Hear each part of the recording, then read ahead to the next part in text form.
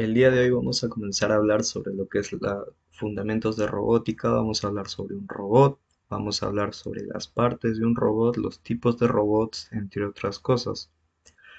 Los integrantes de este grupo son Quispe Mendoza, Alex Andrés y Amor Indigo y Carlos Alberto. Acá tenemos un índice de lo que se va a tratar el día de hoy, que es historia del robot, el uso del robot, los subsistemas de los robots, las clasificaciones, ya sea por aplicación, por sistema de coordenadas, entre otras cosas. También vamos a hablar de los actuadores, que hay actuadores neumáticos, hidráulicos, eléctricos, de motores y tipos de sensores, que también internos, externos, de visión, entre otros. La introducción. Historia de un robot. El tema de la robótica es muy importante en la ingeniería, debido a que los robots se han hecho para realizar trabajos prolongados con la misma precisión, cosa que los seres humanos no podríamos hacer pasado tanto tiempo. Siempre cometemos un poco de falla o nuestro rendimiento va bajando con el uso, con el paso del tiempo. El origen de la palabra robot puede ser encontrada en es una palabra checa que significa robota, que en el significado español significa trabajo forzado u obligatorio. La palabra robot se usó por primera vez en 1921 en una obra de teatro llamada Rosums Universal Robots, que abreviado es RUR, escrita por el checo Karel Čapek. En esta obra de teatro trata de un fabricante que ya hacía robots, pero lo malo es de que los había creado sin sentimientos o sin emociones, ¿no? Como se los conoce hoy en día los robots, que con el paso del tiempo pues se apoderaron prácticamente de toda la humanidad. De eso brevemente se trata la obra de teatro, de ahí la idea de un robot. Y después apareció Isaac Asimov, que imagino el robot en eso de la época de los 40, como ayudante del ser humano lo imaginó el robot, por lo tanto hizo tres postulados que también fueron llamados leyes de la robótica, ¿no? La primera ley dice, un robot no debe dañar a un ser humano, ni por su inacción dejar que un ser humano sufra daño. La segunda es, un robot debe obedecer las órdenes de los que se les manda al humano, excepto si éstas entran en conflicto con la primera ley. Tercera, un robot debe proteger su propia existencia, a menos que esté dentro del conflicto de las dos primeras. Y luego apareció Fuller, que introdujo la cuarta ley, que dice que un robot podrá tomar el trabajo de un ser humano, pero no debe dejar a esta persona sin empleo. Significa que él, en este caso Asimov, imaginaba que el robot tenía que ser ayuda para la humanidad, para los seres humanos, mas no les tenía que quitar sus empleos por otras cosas. Definición de un robot según la ISO.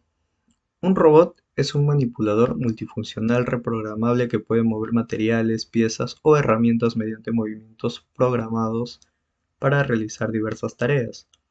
También se pueden clasificar como robots industriales, no industriales y robots especiales. Los robots industriales son aquellos diseñados en fábricas, ¿no? O de procesos de manufactura que emplean tareas de ensamblaje, soldadura, entre otras cosas. Los no industriales son los que están más en un entorno familiar, se podría decir, o más con el contacto humano, no tanto en las fábricas o industrias. Caso de los juguetes, hay juguetes que tienen tanto la parte mecánica como la parte eléctrica.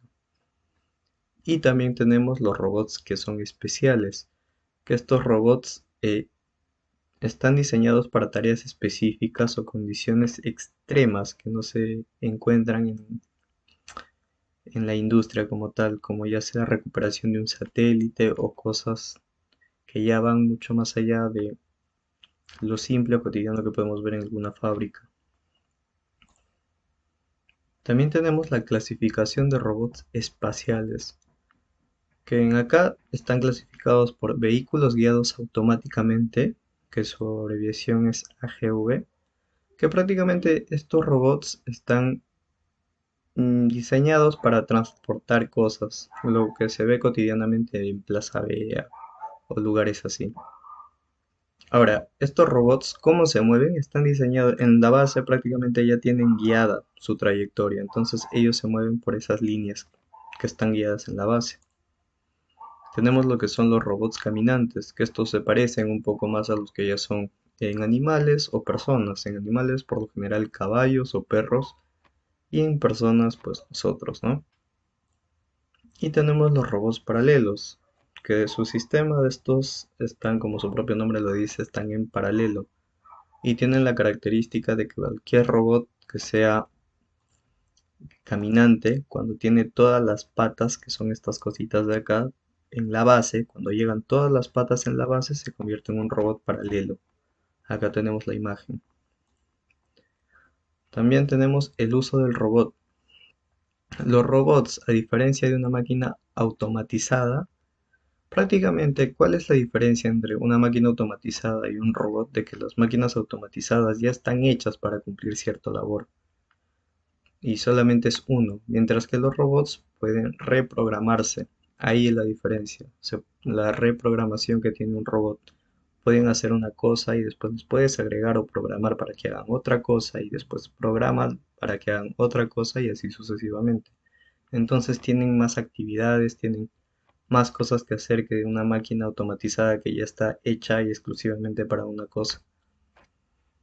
Tenemos las reglas generales de los robots, que son la primera regla, se refiere a que lo que se conoce como las 4D de la robótica, que son tareas, si hay tareas sucias, si el trabajo es aburrido, si es peligroso o difícil, entonces el ser humano ya no lo hace. Y eso se puede hacer el robot, lo puede hacer un robot. La segunda regla. Un robot no debe dejar a un ser humano sin trabajo o desempleo. La robótica y la automatización deben servir para nuestra vida, o sea, para hacerla más placentera, no para quitarnos y, bueno, traernos más problemas. La tercera regla implica cuestionarse si es posible o no encontrar personas dispuestas a realizar el trabajo. De no ser así, dicho trabajo será realizado por los robots, ya que ninguna de las personas se encuentra disponible o no quiere realizar cierto trabajo. La cuarta regla es el uso de los robots de automatización, que deben tener el beneficio económico, precio y a largo plazo, pues no. No vas a gastar tanto en un robot cuando simplemente su calidad de vida, por así decirlo, es corto, es un periodo corto. Tenemos los robots seriales también, que es un sistema robótico que consiste por lo general en tres subsistemas: subsistema de movimiento, subsistema de reconocimiento y subsistema de control. Los subsistemas. Dentro del subsistema de movimiento tenemos lo que son los manipuladores, que incluyen eslabones o articulaciones, que también son llamados revolutas y prismáticos, que se pueden mover en rotación o traslación. El efector final también, dispositivo de manipula objetos, prácticamente es la muñeca o el brazo que manipula los objetos que vas a agarrar y vas a mover a otro sitio. Tenemos los actuadores, que proporcionan movimiento, que pueden ser neumáticos, hidráulicos o eléctricos. La transmisión, que conecta el actuador con los eslabones. Está todo ensamblado prácticamente. Ahora, los elementos del subsistema de reconocimiento. Tenemos los sensores, que recogen los datos sobre la visión, tacto, proximidad, y la convertidor ADC, que comunica los sensores con el control de robots. Con estos prácticamente se puede sacar una estadística después de hacer cierta acción, donde sacamos todos los datos que hemos hecho en algún proyecto o algo así. Los elementos de subsistema de control. Tenemos el control digital, que regula los movimientos del robot, el convertidor DAC, que transforma señales digitales en analógicas, y los amplificadores, que refuerzan las señales para mover los motores.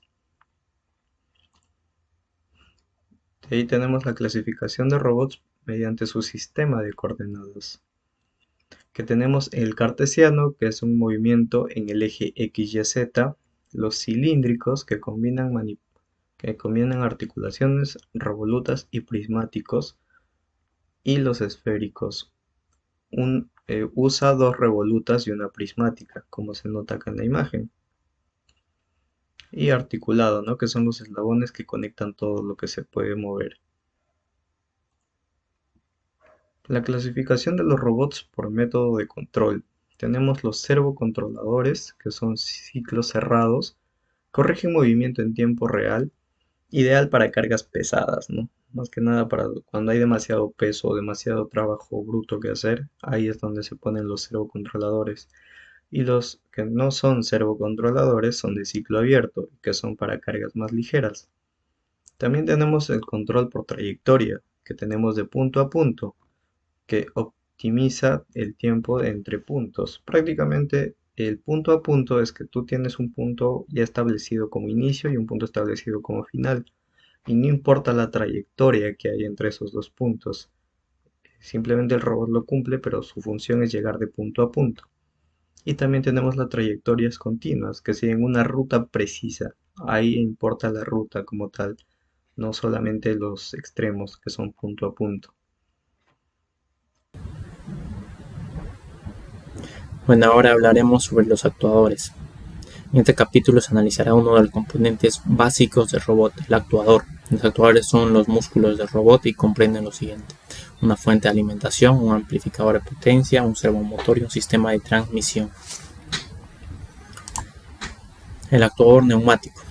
Los actuadores neumáticos usan aire comprimido para generar movimiento. Se emplean principalmente en robots industriales para tareas simples, como abrir y cerrar modazas o mover brazos de robot. Su principal ventaja incluye ser económicos, fácil de instalar y de respuesta rápida. Además, son seguros en ambientes explosivos y no necesitan control eléctrico. Sin embargo, tienen desventajas como la dificultad para controlar con precisión la velocidad y posición debido a la compresibilidad en el aire, lo que también los hace menos adecuados para cargar cargas pesadas. Los actuadores hidráulicos. Acá podemos ver imágenes de los actuadores hidráulicos. Por otro lado, los actuadores hidráulicos utilizan fluidos como el aceite para generar fuerza en robots industriales. En estos sistemas operan en alta precisión y son ideales para aplicaciones de alta potencia. Sus ventajas incluyen una eficiencia en el control preciso de movimiento y una gran capacidad de carga. No obstante, presentan también desventajas, como el riesgo de fuga, el ruido en las fuentes de alimentación y cambios en la viscosidad del fluido, lo que puede afectar en el rendimiento. Además, los sistemas hidráulicos son muy complejos y costosos, especialmente en robots más pequeños. Ahora veremos los actuadores eléctricos. Los actuadores eléctricos convierten la energía eléctrica en movimiento mecánico. Son ampliamente utilizados en automatización, ya que debido a su precisión y facilidad de control. Ahora veremos lo que es el motor a pasos. Los motores a pasos se dividen en un giro completo en varios pasos discretos. Estos son motores que permiten un control preciso de la posición, velocidad y aceleración sin necesidad de sensores de retroalimentación. Se dividen en tres, lo que viene a ser el motor a paso de reluctancia variable. Este tipo de motor tiene un rotor de hierro blando sin imanes permanentes. Funciona alimentando el rotor con el campo magnético generado por la bobina del estator. Son más simples y baratos, pero tienen menos par motor comparado con los otros tipos. Ahora veremos lo que es el motor a paso de imanes permanentes. Este motor tiene un rotor con imanes permanentes que interactúan con el campo magnético del estator para generar movimiento. Ofrece mayor par motor y es más eficiente energéticamente que los de reluctancia variable. Ahora veremos el motor a pasos híbridos.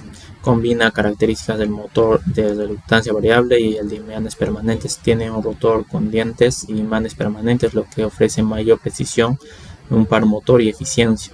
Es el tipo más utilizado en aplicaciones que requieren control preciso. Ahora veremos los motores CD. Los motores de corriente continua convierten la energía eléctrica en energía mecánica a través de interacciones entre campo magnético y conductores que transportan la corriente eléctrica. Son conocidos por su facilidad de control y respuesta rápida. Y dentro de esos tenemos el motor de CD de imanes permanentes. Estos motores utilizan imanes permanentes en el estator para generar el campo magnético.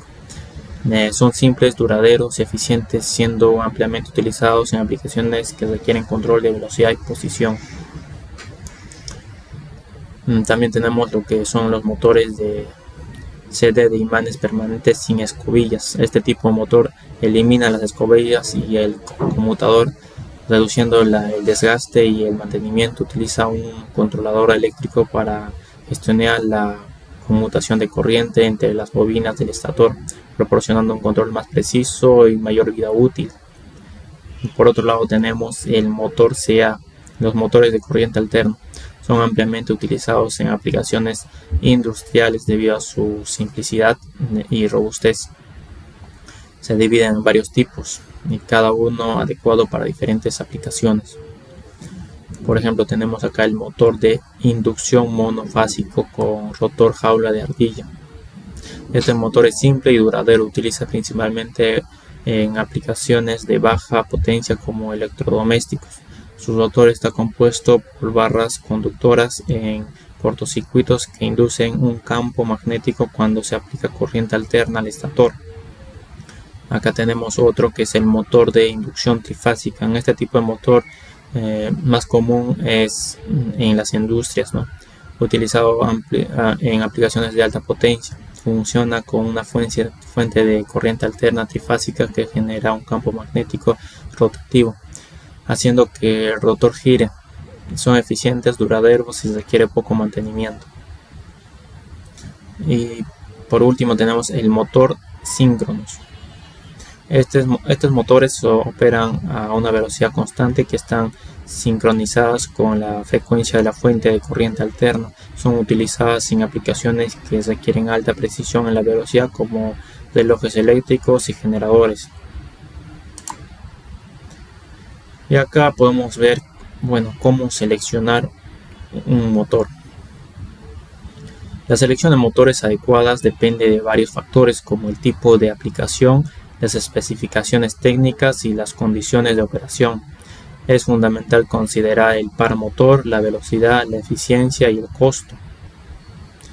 Y para hacer los cálculos, para seleccionar el motor adecuado, se debe realizar cálculos que incluyan la carga, la aceleración, el ciclo de trabajo, la potencia requerida. Estos cálculos aseguran que el motor seleccionado pueda cumplir con los requisitos de la aplicación sin falla ni ser ineficientes. A continuación hablaremos sobre los sensores. Los sensores en robots son similares a los sentidos humanos. Permiten recolectar información sobre el entorno para operar eficientemente. Estos sensores coordinan con el controlador del robot para mover el efector final con precisión y adaptar su fuerza y trayectoria según las características del objeto o el ambiente.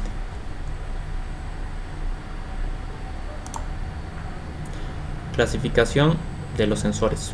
Los sensores son dispositivos que permiten a los robots percibir, reaccionar ante un entorno y estado interno. Se clasifican principalmente en sensores internos y sensores externos.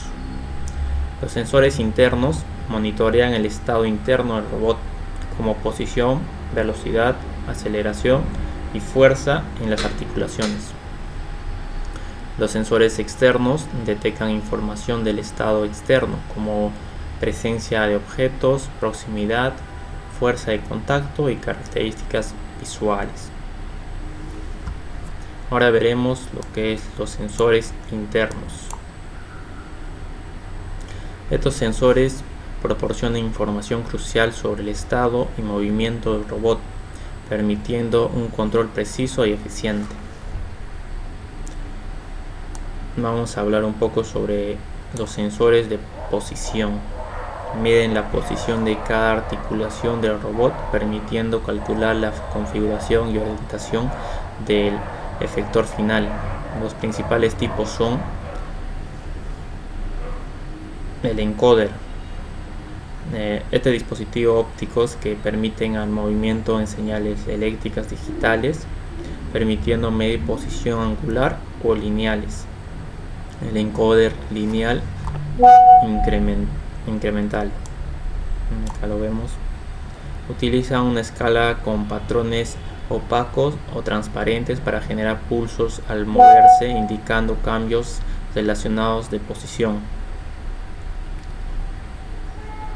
El encoder lineal absoluto proporciona una posición única y absoluta mediante una escala con un patrón modificado que es leído por el sensor óptico.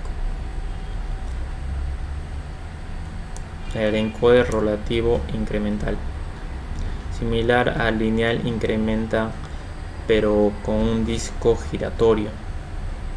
Miden cambios angulares relativos a través del pulso generado por patrones en el disco. El encoder rotativo absoluto utiliza un disco con múltiples pistas codificadas que permiten determinar la posición angular exacta en cualquier momento. Ahora hablaremos sobre el potenciómetro. Son dispositivos que convierten desplazamientos lineales o angulares en variaciones de voltaje.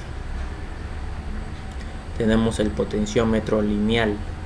Mide desplazamientos lineales cambiando la resistencia eléctrica proporcionalmente al movimiento.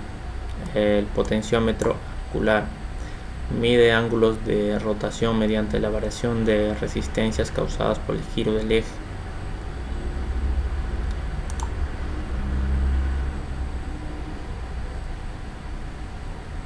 Ahora veremos el transformador diferencial lineal variable.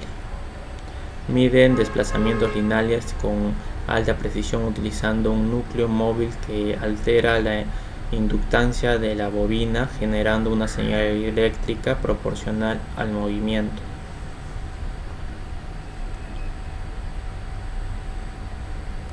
Ahora veremos los sincros y resolvers. Son transformadores rotativos que proporcionan señales analógicas correspondientes a posiciones angulares. Los sincros tienen un rotor y un estator con 3 devanados utilizados para medir ángulos con precisión moderada. Resolvers, similares a los síncronos pero con 2 devanados en el estator, ofrecen mayor robustez y utilizan una aplicación que requiere alta precisión y fiabilidad.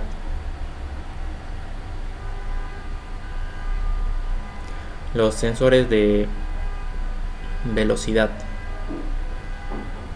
miden la velocidad de movimiento de las articulaciones del robot, esenciales para el control dinámico. El uso de los sensores de posición. Calculan la velocidad determinando el cambio de posición sobre el tiempo utilizado, datos de encoders o potenciómetros. Los tacómetros generan un voltaje proporcional a la velocidad de rotación mediante principios electromagnéticos ideales para medición directa y en un tiempo real. Los sensores de efecto Hall utilizan el efecto Hall, donde un voltaje es generado perpendicularmente al flujo de corriente en presencia de un campo magnético, proporcionando una medida precisa de velocidad. Ahora veremos los sensores de aceleración. Miden la tasa de cambio de velocidad crucial para aplicaciones que requieren control preciso del movimiento.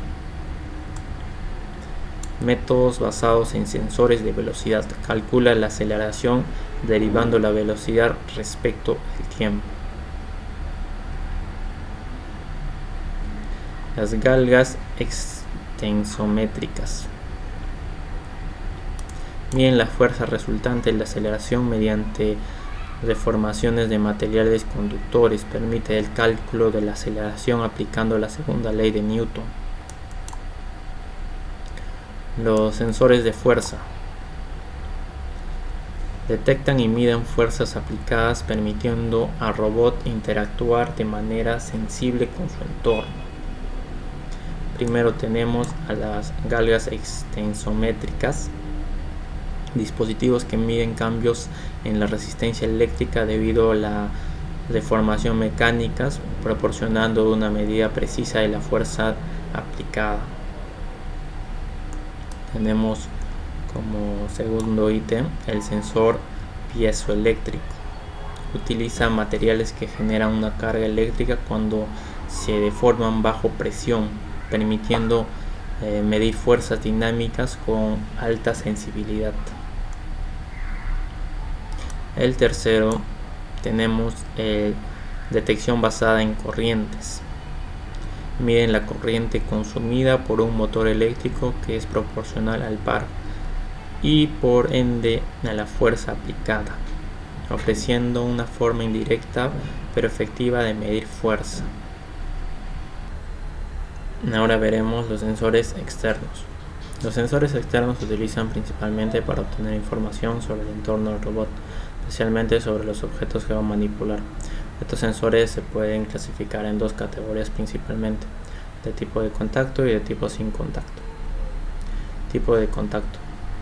Interruptor de límite. Un interruptor de límite se construye de manera similar a un interruptor de luz común utilizado en hogares y oficinas, con características de encendido y apagado. Este interruptor generalmente tiene un brazo mecánico sensible a la presión. Cuando un objeto aplica presión sobre este brazo, el interruptor se activa. En algunos casos el objeto puede tener un imán que active el interruptor al pasar sobre el brazo. Los interruptores de límite pueden ser normalmente abiertos o normalmente cerrados y pueden tener múltiples polos. Un interruptor normalmente abierto permite el flujo de corriente hasta que se aplica presión en el interruptor. Los interruptores de límite son dispositivos mecánicos que tienen ciertas desventajas. Están sujetos a fallas mecánicas, su tiempo promedio entre fallas es bajo en comparación con el sensor de sin contacto. La velocidad de operación es relativamente lenta en comparación con microsensores fotoeléctricos. Ahora veremos el tipo sin contacto. Los sensores de proximidad. La detección de proximidad se utiliza para identificar la presencia o ausencia de un objeto mediante un sensor eléctrico sin contacto.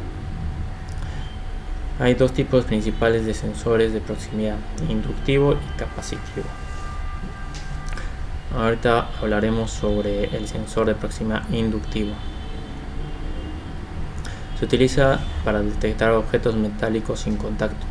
Estos sensores consisten en una bobina de sensor y un núcleo férrico, un circuito oscilador, un circuito detector y un circuito de salida de estado sólido. El oscilador genera un campo magnético de frecuencia de radio que se centra alrededor del núcleo. Cuando un objeto metálico entra en el campo, se inducen corrientes de eddy en su superficie, lo que causa una reducción en la amplitud de la señal del oscilador. Este cambio se detecta por el circuito que activa la salida del sensor. Ahora veremos el sensor de proximidad capacitivo. Funciona de manera similar al inductivo, pero puede detectar tanto metálicos como no metálicos. Este sensor utiliza la capacitancia dieléctrica para detectar objetos y tiene una vida operacional larga con un número prácticamente limitado de ciclos de operación. Sin embargo, es sensible al vaho y la humedad, que requiere un rango extenso para que detecte una detección efectiva. Ahora veremos el sensor de desplazamiento de semiconductor. Utiliza un diodo emisor de luz láser como fuente de luz y es un detector sensible a la posición. El rayo de luz se enfoca sobre el objeto y luego se refleja en el PSD, donde se crea un punto de luz. El desplazamiento del objeto se detecta por el movimiento de este punto de luz, lo que permite medir el desplazamiento de la pieza de trabajo.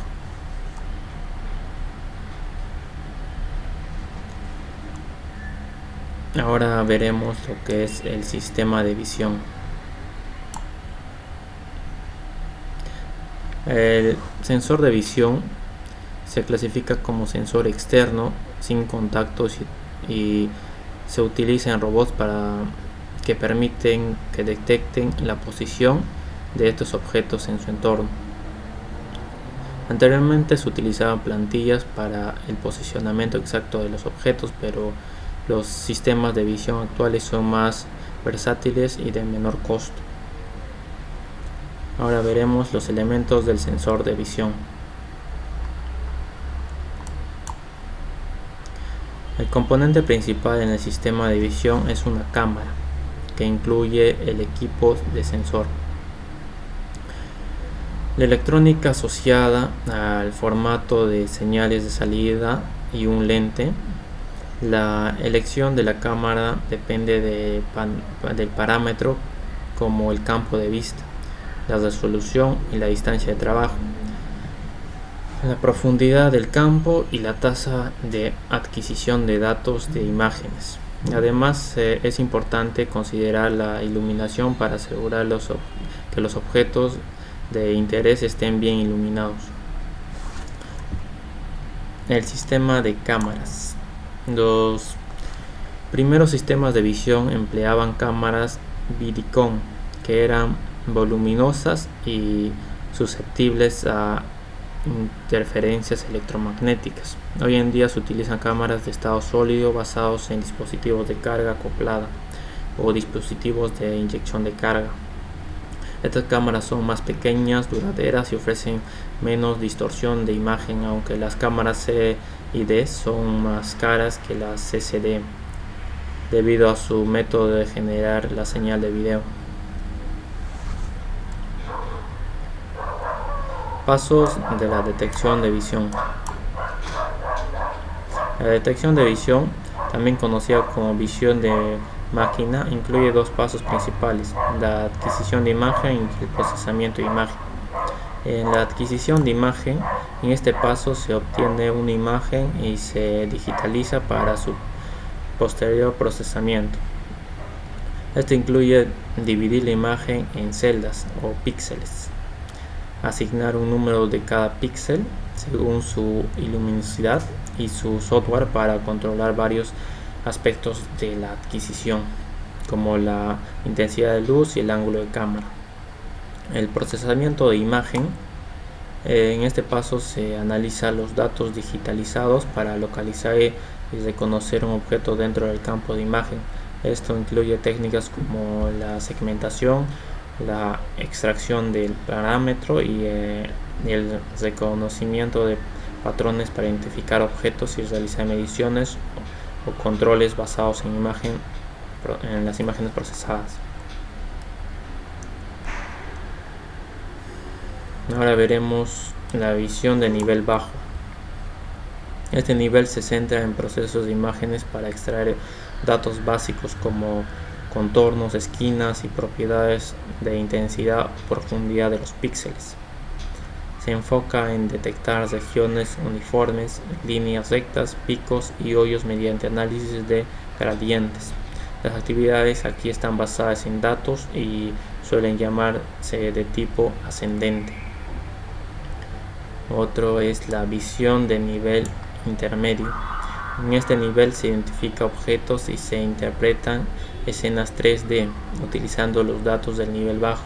Se agrupan píxeles en líneas y se crean representaciones funcionales. También se identifican límites y características adicionales de los objetos. Es un poco intermedio que puede incluir la distinción entre diferentes partes de una imagen. La visión de nivel alto. Aquí se trata de interpretar la escena de términos de los objetos presentes, analizando un conocimiento específico sobre estos objetos y sus relaciones. Implica tomar decisiones sobre los límites de los objetos, lo que está oculto, y agrupar líneas para formar objetos completos. Se requiere un mayor conocimiento sobre los objetos y sus contextos.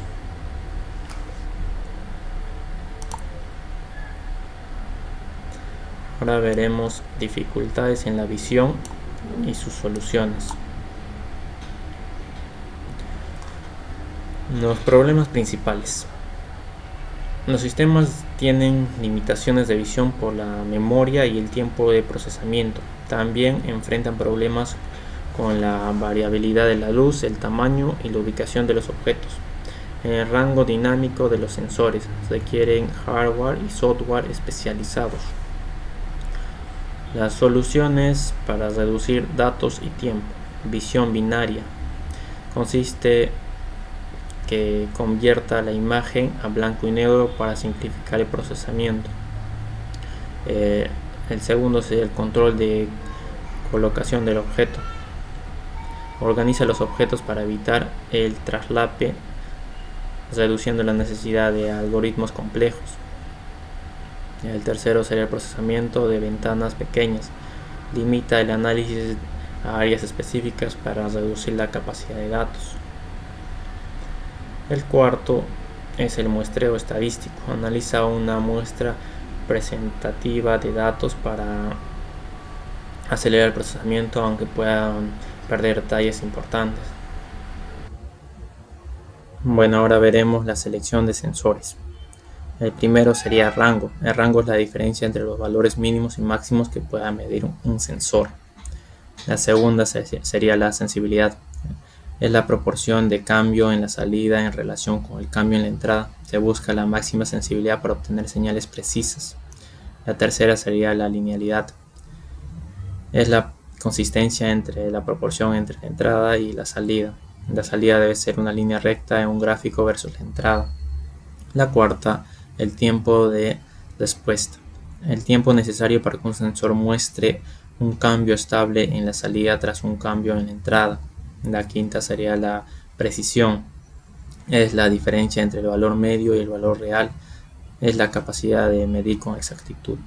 La sexta sería la repetibilidad. La capacidad del sensor para proporcionar mediciones consistentes bajo la misma condición. La séptima sería la resolución. La cantidad de mediciones que el sensor pueda realizar dentro de un rango dado y el valor de incremento más pequeño observables. La octava sería el tipo de salida, la forma en que el sensor entrega la información como movimiento mecánico, voltaje, presión, etc. Por último, veremos las características físicas de los sensores. Se caracterizan por el tamaño y el peso, la confiabilidad y la interconexión. El primero, el tamaño y el peso. La importancia de mantener el tamaño y el peso del sensor adecuado para que no afecte el rendimiento del robot. El segundo sería la confiabilidad, la capacidad del sensor para funcionar sin fallos durante un periodo prolongado, incluye facilidad de mantenimiento. La tercera, la compatibilidad del sensor con otros dispositivos y sistemas para asegurar un funcionamiento eficiente. Bueno, eso sería todo. Muchas gracias por su atención.